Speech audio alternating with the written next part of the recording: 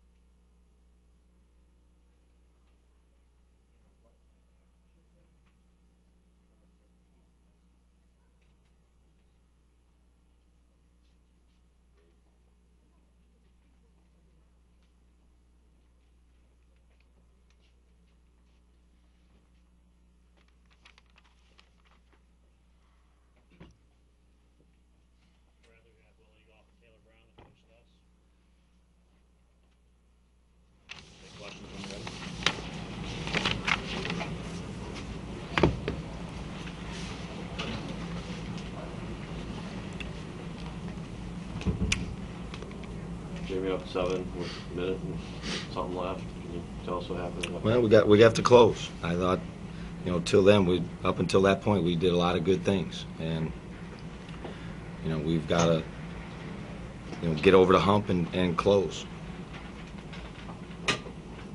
What is causing that? This is the third game in a row this has happened.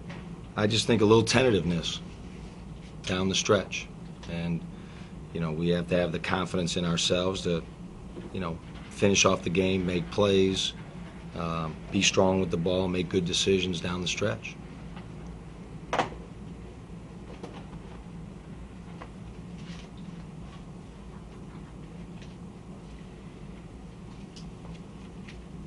Well, the things that all of you and everybody else seem to be doing, particularly for the first 25 minutes, suddenly you weren't doing it. What's the explanation for how that just stopped? Well, for me, maybe a maturity thing. I mean, I'm learning on the fly, and I think that's something that I'm still working on, is developing that consistency and playing not just 38 minutes of great basketball, 40. So I think that's something I'm focusing on. Taylor, those last few minutes, do you feel like you guys maybe took a few quick shots when you didn't need to?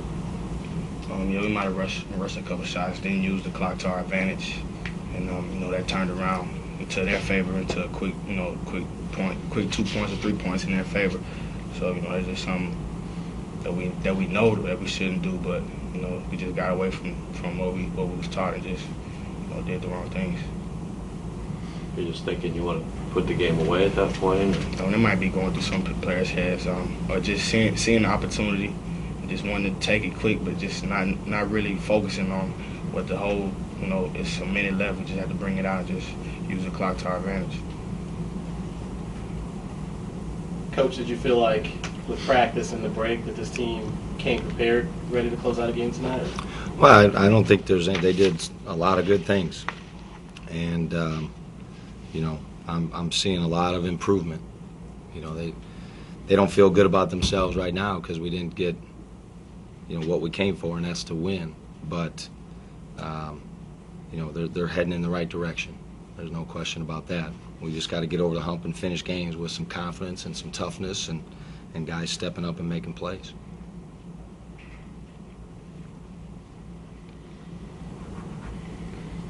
You went with Ryan instead of Milos, Taylor in first half. Any particular reason? No. Milos is okay? Yeah. The practice thing, or? Just matchup thing. Jim, it's not a stretch to say that for quite a portion of that game, you guys were dominating them. I mean, you had them at both ends. You were shutting them down defensively. You were scoring pretty much at will offensively. Human nature, does that just start to slide into that? It's like things almost come so easily that you think that they're going to just keep coming, and so you just shut down, not even necessarily by choice, but... Well, I mean, I'd like to be able to put my finger on it, but I will say that, what I told them in the locker room, part of the letdown is, we gave up 50 points in the second half, and that's we got away from some of our disciplines. I thought early on in the second half they were just putting their head down, driving the ball and pushing the ball, and we were just a little soft. Where in the first half we stayed in front of the ball. We had great help. We got deflections, and then they got onto a little bit of roll. And we can continue to talk about and say the right things. That we got to start stepping up and producing and finishing games, and that's all of us. Taylor, did you feel at any time that you had the game in hand? I felt that. Yeah, I felt that throughout the majority of the game that we had the game, and just up until when he hit the three-pointer, I still thought, okay, we're gonna come down. Coach ran up, drew up a good play, for Salmon to hit the three. We drew a good play. I still was thinking we was gonna win or go into overtime, But yeah, the whole game I thought we were dominating. I don't know what the stats were on the rebounding in, but I thought we was pretty close on that, and we were hitting our free throws. Yeah, I thought we were gonna win the whole game.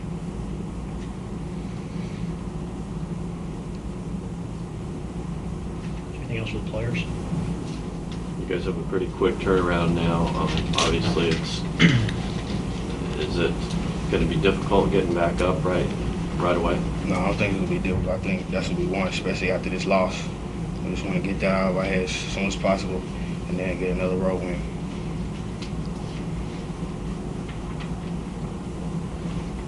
Will, you guys can still have.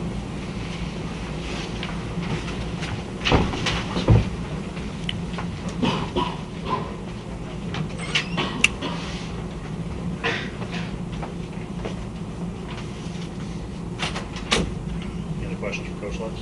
Jim, usually in tight games and so forth, the advantage swings to the home team. And I mean, you draw confidence in that. It seems these last 3 games, you haven't been able to draw the crowd energy or whatever you want to call it and make use of it. One, how disappointing is that you've not been able to pull that at home? And 2, why has this team in particular not been able to feed off that and close? Well, I think, one, you know, our crowd tonight was great. They've been great. And, you know, I just encourage them to continue to support this group, because this group is going to get it figured out. You know, they have a lot of potential, and they continue to get better. And, you know, I could touch on what Taylor said. It's, you know, the maturity. Sometimes you've got to go through these types of adversity, you know, before you can turn the corner, and that's going to make them stronger. And, you know, I tell them all the time that, you know, good players aren't perfect. They just have the perfect response to adversity. And, you know, they've had some adverse situations here at home, and, you know, we're getting better at responding, and we're getting closer to that 40 minutes of closing it out. We just got to finish it off.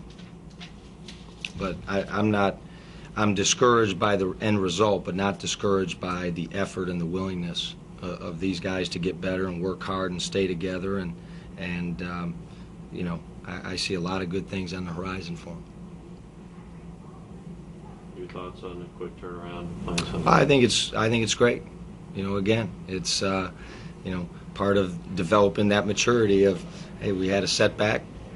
Nothing we can do about this one, but get ready for Wichita. And they know what it's like to go on the road, and you know, the struggles that it takes, and the mental toughness that it takes, and the grind that it is. And, you know, we're going to go to Wichita with that mindset that we're going to grind out a victory.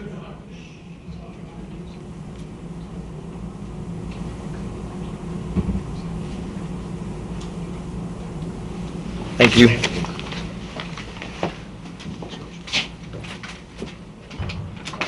A couple of notes. Coach Lowry is doing his radio show now. He and the Salukis players will be available out on the court. Tom Weber, the SAU SID.